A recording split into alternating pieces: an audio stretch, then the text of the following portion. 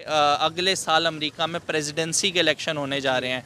निक्की नाम की एक इंडियन खातून है जो फेवरेट जा रही हैं और कहा यह जा रहा है कि अगले साल वो प्रेसिडेंट बन जाएंगे।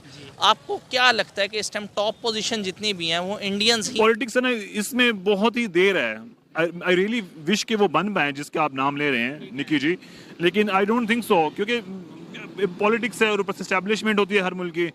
तो ये पाकिस्तान भी अभी तक बेनजीर के बाद किसी और फीमेल। जय हिंद दोस्तों अमेरिका के आने वाले चुनाव में एक दो नहीं बल्कि तीन भारतीय मूल के लोग प्रेसिडेंट पद के लिए दावेदारी कर रहे हैं, लेकिन वास्तव में प्रेसिडेंट वो ही बन पाएगा जैसे कि भारत अपना पूरा समर्थन देगा। अब ये सब चीजें देखकर पाकिस्तान जैसे देश के लोगों को इतना ज्यादा खराब लगता है कि जिसका कोई हिसाब नहीं है, क्योंकि पाकिस्तान जैसे देश का कोई भी इंसान आज तक अमेरिका जैसे देशों में इतने बड़े पद तक नहीं पहुंच पाया कि वो वहां पर प्रेसिडेंट के पद के लिए दावेदारी कर सके।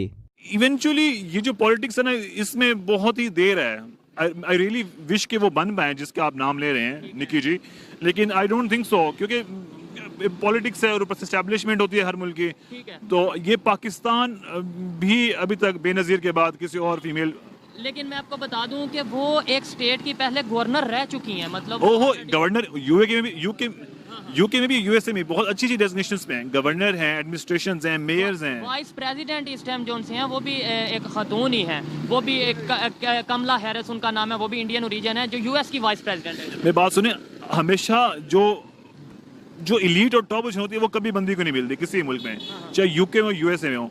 सबसे बड़ी थी हिलरी क्लिंटन। मुझे नहीं लगता कि यूके की हिस्ट्री में उससे एम्पावर्ड वुमेन आई होगी यूएस की हिस्ट्री। हाँ, मुझे तो ये लगता है जहां तक मेरी नॉलेज है। अच्छा। तो लाइक अल्लाह करे बन जाए औरतों। अब हाल ही में भारतीय मूल की रिपब्लिकन पार्टी की मेंबर निक्की हेली ने यूएस प्रेसिडेंट के पद के लिए दावेदारी की है।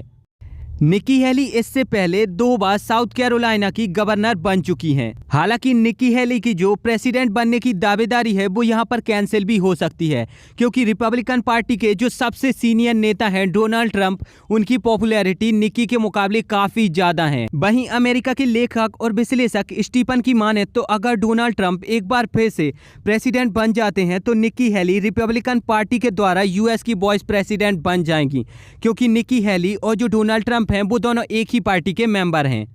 अब निक्की हेली की यूएस प्रेसिडेंट के पद के लिए दावेदारी करने से पहले रिपब्लिकन पार्टी के 4 और बड़े नेता इस पद के लिए दावेदारी कर चुके हैं।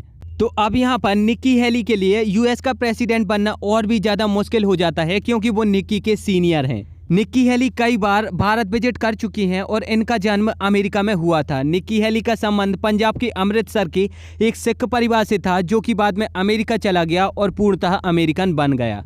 हालांकि 2024 के यूएस इलेक्शन के लिए एक दो नहीं बल्कि तीन भारतवंशी यूएस प्रेसिडेंट के पद के लिए दावेदारी कर रहे हैं, जिसमें सबसे पहला नाम आता है निक्की हेली का, दूसरा नाम आता है डेमोक्रेटिक पार्टी की सीनियर नेता और वाइस प्रेसिडेंट कमला हैरिस का, और अगर तीसरे की बात करें तो वो है भारतवंशी विवेक रामास्वामी, जो कि ये भी रिपब्लिकन पार्टी के ही मेंबर हैं और इन्होंने भी प्रेसिडेंट पद के लिए दावेदारी की है। ये अमेरिका के 1 करोड़पति इंसान हैं। हालांकि अब यहाँ पर देखना ये होगा कि वास्तव में 2024 में कौन एक बार फिर से अमेरिका का प्रेसिडेंट बनता है, लेकिन कोई भी बने इनसे हमें कोई मतलब नहीं है, क्योंकि इनसे हमें कोई भी फायदा नहीं होगा।